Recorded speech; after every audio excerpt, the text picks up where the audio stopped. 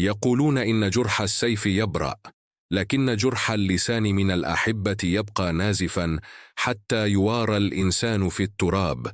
وأقسى أنواع الفقر ليس جيبا فارغا، بل قلب قاس لا يرحم ضعف شريك العمر. قصتنا اليوم عن رجل اسمه جابر، كان له من اسمه نصيب في جبر خواطر الناس، لكنه لم يجد من يجبر خاطره المكسور. في خيمة متهالكة تقف وحيدة في بطن صحراء قاحلة، كانت الريح تعوي في الخارج كالذئاب الجائعة، وفي الداخل كانت هناك عاصفة أخرى أشد وطأة. كان جابر يجلس منكسر الرأس، ينظر إلى يديه الخشنتين اللتين تشققتا من العمل الشاق، بينما كانت زوجته تدور حوله كاللبؤة الغاضبة. لم تكن امرأة ترضى بالقليل، كانت عيناها دائما ترنو إلى خيام الأغنياء وقوافل التجار. في تلك الليلة رمت في وجهه كيس الدقيق الفارغ، فتناثر غباره في الهواء كأنه رماد حياتهما الزوجية. إلى متى يا جابر؟ صرخت بصوت حاد اخترق صمت الصحراء.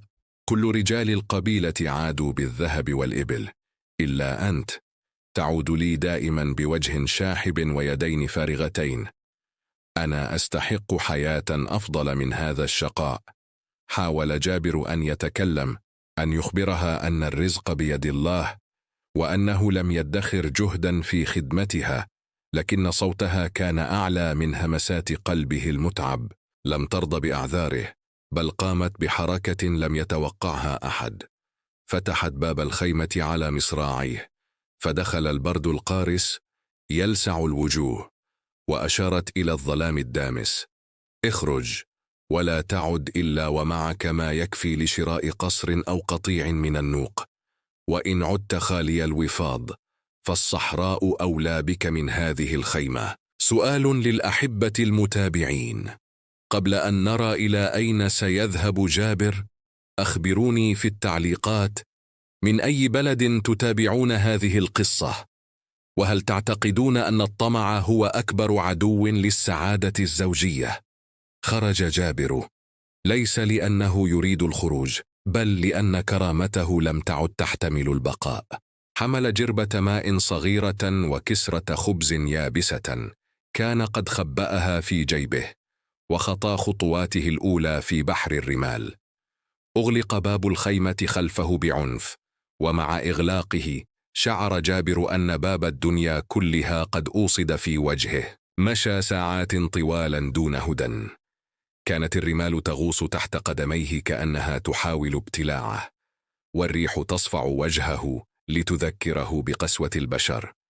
يا رب، همس جابر وهو ينظر إلى السماء المظلمة، لقد ضاقت بي الأرض بما رحبت، ولم يبق لي سواك وسوى هذا الليل الموحش.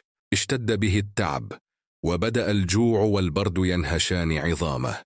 لمح في الأفق شجرة ميتة جفت عروقها منذ سنوات، فاتجه إليها ليحتمي بجذعها من الريح. جلس هناك وحيدا طريدا، لا أنيس له إلا صوت صفير الرياح. أخرج كسرة الخبز اليابسة، وهم أن يضعها في فمه ليسكت صراخ معدته، لكن قبل أن يقضم اللقمة الأولى سمع صوتا جعل شعر رأسه يقف رعبا.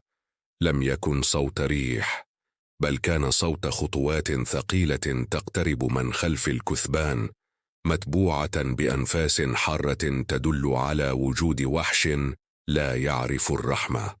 تجمدت يد جابر وهي تمسك بكسرة الخبز، وكأن الزمن قد توقف في تلك اللحظة المرعوبة. التفت ببطء شديد نحو مصدر الصوت، وقلبه يدق كطبول الحرب.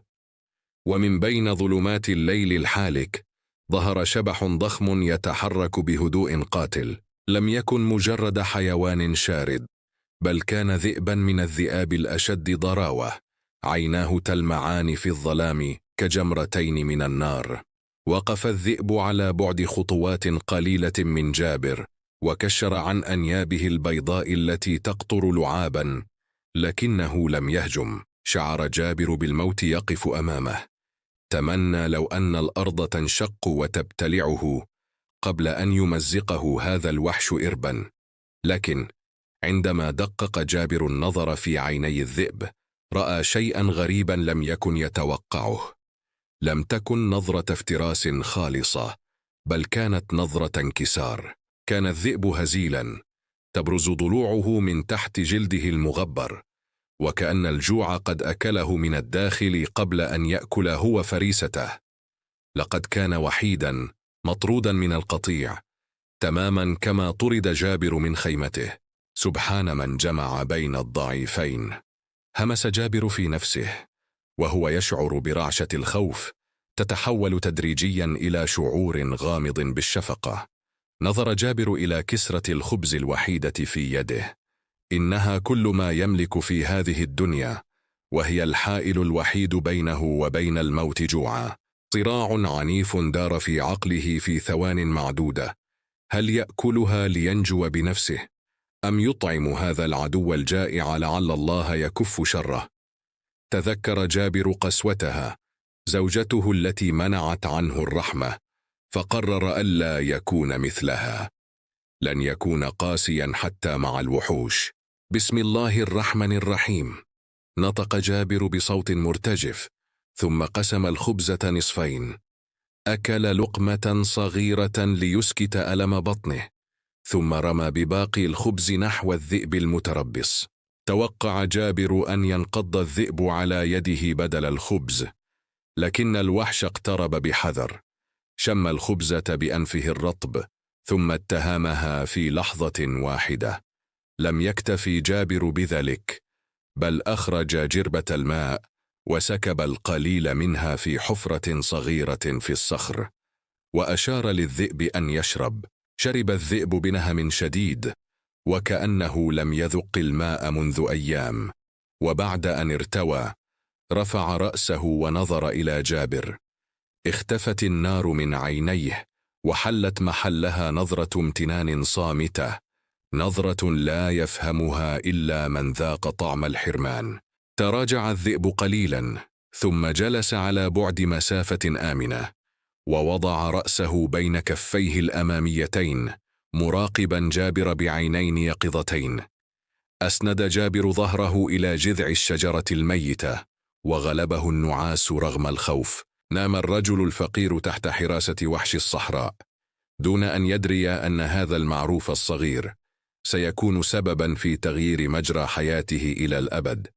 وفي منتصف الليل، بينما كان جابر يغط في نوم عميق، اقتربت عقرب سوداء كبيرة من ساقه، تريد أن تفرغ سمها في جسده المنهك. لكن قبل أن تصل إليه انقض عليها ظل سريع، وسمع جابر صوت سحق خفيف تحت الأقدام.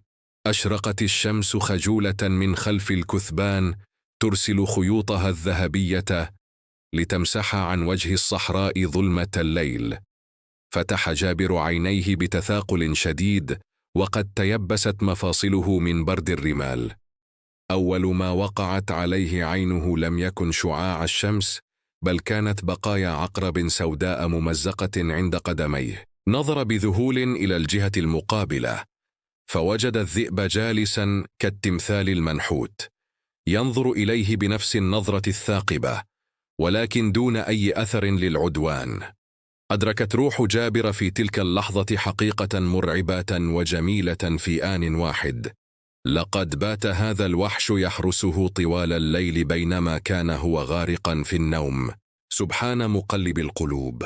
تمتم جابر وهو ينفض الرمل عن ثيابه المهترئة. زوجتي التي أكرمتها سنين طردتني للموت، وهذا الوحش الذي لم أطعمه إلا فتاة حماني من اللدغ. هم جابر بالوقوف ليعود أدراجه إلى القرية، ربما ليحاول استعطاف قلب زوجته مرة أخرى، أو ليبحث عن مأوى آخر عند أحد الأقارب. لكن الذئب لم يمهله ليتحرك. قام الذئب واقترب منه بسرعة، ثم أمسك بطرف ثوب جابر بأسنانه بقوة، وبدأ يشده نحو جهة الشرق، حيث لا يوجد سوى صخور سوداء وفلات خالية لا حياة فيها. حاول جابر أن يسحب ثوبه بلطف، ظانا أن الذئب جائع ويريد المزيد من الخبز. ليس معي شيء يا صاحبي، قال جابر بيأس، لقد تقاسمنا آخر لقمة. لكن الذئب لم يترك طرف الثوب، بل أصدر صوتا خافتا يشبه الأنين الملح، وعاد يشده بإصرار غريب نحو تلك الوجهة المجهولة. نظر جابر في عيني الذئب مرة أخرى، فرأى فيهما دعوة صادقة، وكأنه يقول له: اتبعني، فالنجاة هناك وليست خلفك عند البشر. قرر جابر أن يغامر، لم يعد لديه ما يخسره. ترك نفسه تنقاد خلف حيوان أعجم، تاركا وراءه منطق العقلاء الذي لم يجلب له سوى الفقر والخذلان. سارا معا تحت لهيب الشمس. كان المشهد سرياليا لا يصدق. رجل محطم يمشي بجانب ذئب مهيب، يشقان بحر الرمال كصديقين قديمين. مرت الساعات وجابر يلهث من العطش، لكنه لم يتوقف، فقد كان هناك شعور خفي في صدره يخبره أن هذه الرحلة هي رحلة العمر. وأخيرا وصل إلى منطقة صخرية مهجورة تشبه أطلال مدينة غابرة دفنتها الرمال منذ قرون. كان السكون هناك ثقيلا وموحشا. توقف الذئب عند صخرة كبيرة متصدعة، شكلها غريب عن باقي الصخور. ترك الذئب طرف ثوب جابر، وبدأ يشم الأرض حول الصخرة بتوتر شديد، ثم نظر إلى جابر وأطلق عويلا قصيرا وكأنه يعلن: لقد وصلنا. لم ينتظر الذئب أمرا من أحد، بدأ يحفر في الرمال المختلطة بالحصى بكل قوته. كانت مخالبه القوية تمزق الأرض تمزيقا، والغبار يتطاير حوله كعاصفة صغيرة. كان يحفر بجنون غريب لم يعهده جابر في حيوانات الصحراء، وكأنه يبحث عن قطعة لحم طازجة دفنت للتو. وقف جابر مذهولا يمسح العرق الذي ينهمر من جبينه ويلسع عينيه. هل فقد عقله؟ هل يتبع وحشا ليبحث عن وهم؟ لكن وسط هذا الشك القاتل رأى جابر شيئا جعل قلبه يقف. توقف الذئب لحظة ونظر إلى جابر، ثم عاد للحفر وهو يصدر صوتا مكتوما يشبه البكاء. لم يتحمل جابر المشهد، جثى على ركبتيه المتعبتين بجانب الذئب، وبدأ يحفر بيديه العاريتين معه. اختلطت يد الإنسان بمخالب الوحش في حفرة واحدة. كانت أظافر جابر تتكسر وتنزف، لكنه لم يتوقف. كان هناك يقين غامض يدفعه، صوت خفي يقول له: إن رحمة الله قريبة. فجأة اصطدمت يد جابر بشيء صلب، لم يكن صخرا ولا عظما. كان صوت الارتطام مكتوما، كأنه خشب قديم تآكل تحت وطأة السنين. تسارعت أنفاسه وازدادت وتيرة الحفر، حتى بان جزء من صندوق خشبي متين مرصع بقطع من النحاس الذي أكله الصدى. تراجع الذئب للخلف قليلا، وجلس يلهث ولسانه يتدلى، وعيناه تلمعان بنظرة انتصار. أما جابر فقد تسمر في مكانه، يداه ترتجفان وهو يزيل التراب عن غطاء الصندوق. يا رب، همس جابر بصوت لا يكاد يسمع. هل هذا حلم اليقظة الذي يسبق الموت؟ أمسك بالقفل المهترئ وضربه بحجر قاس فانكسر. فتح الغطاء الثقيل ببطء شديد، وصوت صرير المفاصل الخشبية يملأ السكون. وما إن فتحه حتى شهق شهقة كادت تمزق صدره. لم يكن صندوقا عاديا، كان مملوءا حتى آخره بقطع ذهبية قديمة تلمع تحت ضوء الشمس، وجواهر حمراء وخضراء لم تر عينه مثلها قط. كان كنزا لقافلة مفقودة أو لملك من الملوك الغابرين دفنته الرمال ليكون رزقا لمن رحم حيوانا ضعيفا في ليلة باردة. أغلق جابر الصندوق بسرعة خوفا من أن تكون عين الجن تراه، ثم سجد على الرمال الحارقة سجدة شكر طويلة، بلل فيها الأرض بدموعه، بكى بكاء من انتقل في لحظة من القاع إلى القمة. التفت جابر إلى الذئب ومد يده ليمسح على رأسه بحب وامتنان. لم يتراجع الذئب هذه المرة، بل أغمض عينيه مستسلما للمسة اليد البشرية التي أطعمته بالأمس وتشكره اليوم. لكن جابر كان يعلم أن القصة لم تنته بعد، فهذا الكنز ليس مجرد مال، بل هو سيف العدالة الذي سيعود به إلى القبيلة وإلى تلك المرأة التي ظنت أن الفقر عيب يباح فيه طرد الرجال. لم يكن الثقل الذي حمله جابر على ظهره وهو عائد هو ثقل الذهب، بل كان ثقل الدنيا التي تغيرت في عينيه في ليلة وضحاها. دفن جزءا من الكنز في مكان لا يعلمه إلا الله والذئب، وأخذ ما يكفي ليبتاع قافلة كاملة، ثم عاد إلى المدينة التي لفظته فقيرة ليدخلها عزيزا مهيبا. اشترى جابر دارا واسعة تحولت مع الأيام إلى قصر مفتوح الأبواب. لم يغير المال معدنه الأصيل، بل زاده تواضعا. كان يعرف طعم الجوع، فلم يرد سائلا ولم ينهر مسكينا. أصبح الشيخ جابر الذي يضرب به المثل في الكرم والجود. أما رفيق دربه الذئب الوفي، فلم يعامله جابر كحيوان أليف، بل كصديق حر. خصص له مكانا وثيرا في فناء القصر، وكان الذئب يمشي بجانبه بفخر واعتزاز، لا يؤذي أحدا، لكن هيبته كانت تجعل كبار التجار يخشون الاقتراب من مجلس جابر إلا بإذن. وفي الجانب المظلم من الحكاية كانت الزوجة الطماعة تحصد شوكا زرعته بيديها. بعد طردها لجابر ظنت أنها ستتزوج من رجل غني، لكن سمعتها السيئة في طرد زوجها جعلت الخطاب ينفرون منها. ضاق بها الحال، وباعت كل ما تملك حتى سقف خيمتها، لتجد نفسها تبيت في العراء، تلتحف السماء وتفترش الندم. سمعت كما سمع الجميع عن ذلك الثري الكريم الذي وصل المدينة مؤخرا، والذي يطعم كل جائع دون سؤال. لم تعرف اسمه، فقد كان الناس ينادونه بأبي الجود.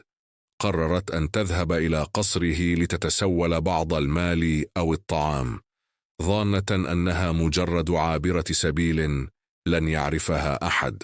وصلت إلى باب القصر العملاق، رأت الخدم والحشم ورائحة الشواء تفوح من كل جانب. وقفت مع المساكين في الطابور مطأطئة الرأس، وثيابها الممزقة تفضح حالها البائس.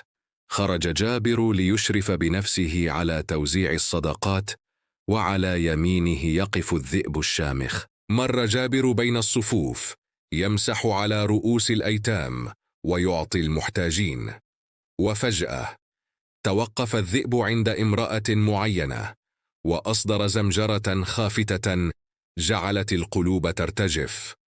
نظر جابر إلى تلك المرأة، رغم غبار الزمن وذل الحاجة عرفها فورا. إنها هي التي رمته في عين العاصفة. وهي عندما رفعت عينيها ورأت الذئب وبجانبه زوجها السابق في ثياب الملوك، شهقت شهقة سمعت في أرجاء الساحة، وسقطت على ركبتيها مذهولة. جابر، همست بصوت مخنوق، أهذا أنت حقا، أم أن الجوع أذهب عقلي؟ نظر إليها جابر نظرة طويلة ليس فيها حقد ولا تشف، بل فيها رثاء لحال امرأة باعت الغالي بالرخيص. بقيت المرأة جاثية على ركبتيها، تمد يدا مرتعشة نحو جابر، وعيناها تغرقان في دموع الندم المتأخر. حاولت أن تتكلم، أن تقول كلمة تعيد بها الزمن للوراء، لكن هيبة الموقف ونظرة الذئب الحادة عقدتا لسانها. يا جابر، قالت أخيرا بصوت مكسور، أنا زوجتك شريكة عمرك، لقد أخطأت والشيطان أعماني، أرجوك سامحني وأعدني إلى عصمتك، فقد ضاقت بي الدنيا بما رحبت. نظر جابر إلى الذئب الواقف بجانبه، ثم نظر إليها وقال بهدوء الواعظين لا بغضب المنتقمين: يا امرأة، انظري إلى هذا الوحش، لقد كان جائعا فآثرني على نفسه، وكان قادرا على قتلي فحرسني. هو حيوان بلا عقل، لكنه ملك قلبا أوفى من قلب البشر. أما أنت فقد كان بيننا ميثاق غليظ وخبز وملح وسنون طوال، فبعت كل ذلك بلحظة طمع. أدخل جابر يده في جيبه المطرز بالذهب. ظنت المرأة لوهلة أنه سيخرج خنجرا أو ربما مفتاح القصر، لكنه أخرج دينارا ذهبيا يلمع تحت شمس الظهيرة. لقد طردتني لأني لم أجلب لك الذهب، قال جابر وهو يرمي الدينار فتدحرج حتى استقر تحت يدها المغبرة. خذي ما أردت، فهذا هو معبودك الذي ضحيت بالوفاء لأجله. أما القلب الذي كسرتيه فقد جبره الله بمن هو خير منك. التقطت المرأة الدينار ودموعها تنهمر على التراب.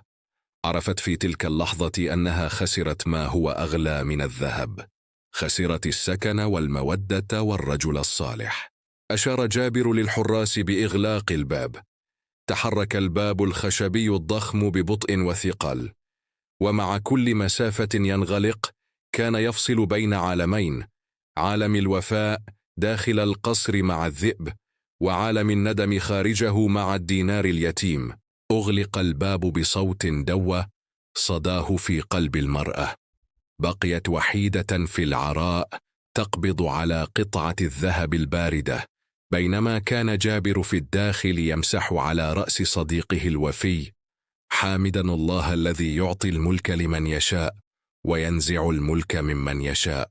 الحكمة الخالدة: الوفاء عملة نادرة لا تجدها إلا في معادن الرجال أو غرائز الوحوش الصادقة. إياك أن تبيع من يحبك لأجل مال زائل، فالمال يذهب ويجيء، أما القلوب الصادقة إذا كسرت فلا تجبر ولا تشترى بكنوز الأرض. وصلى الله على سيدنا محمد وعلى آله وصحبه وسلم.